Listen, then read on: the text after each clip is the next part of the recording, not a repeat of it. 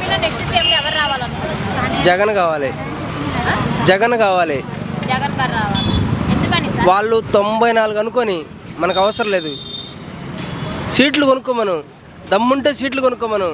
అది జగన్ సీఎం. అది దమ్ముంటే సీట్లు కొనుక్కోమను.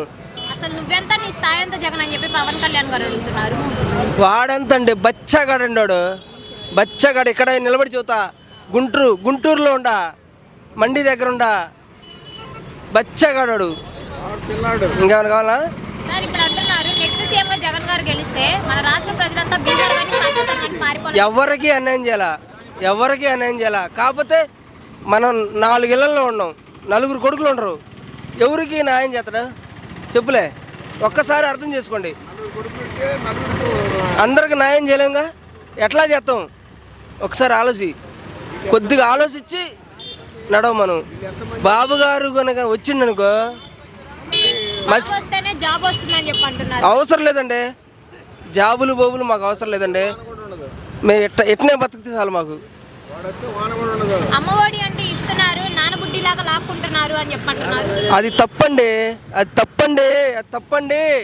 అది తప్పు. అతను ఇది ఆపాలని చూశాడు, కాతే నష్టం జరుగుతుందని చెప్పి ప్రజలు బాధపడతారని చెప్పేసి మళ్ళీ లైన్లో పెట్టాడు.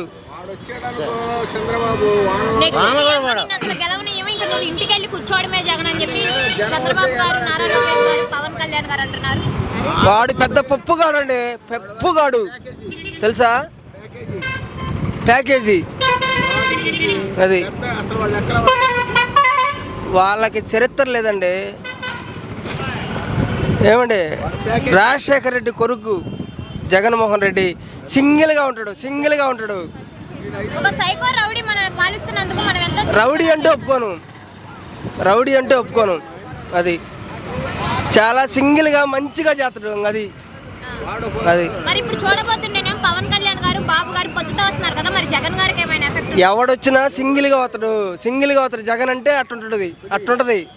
పులి అది. మరి ఇప్పుడు చూడబోతుంటే జగన్ గారు ఒక్కరే వస్తున్నారు కదా, మరి నెక్స్ట్ సీఎం గా గెలుస్తారంటారా? గెలుస్తాడు. 170 సీట్లలో ఎన్ని సీట్లు వస్తాయి? 150 సీట్లు వస్తాయండి. 170 సీట్లు రావు, 150 సీట్లు వస్తాయి.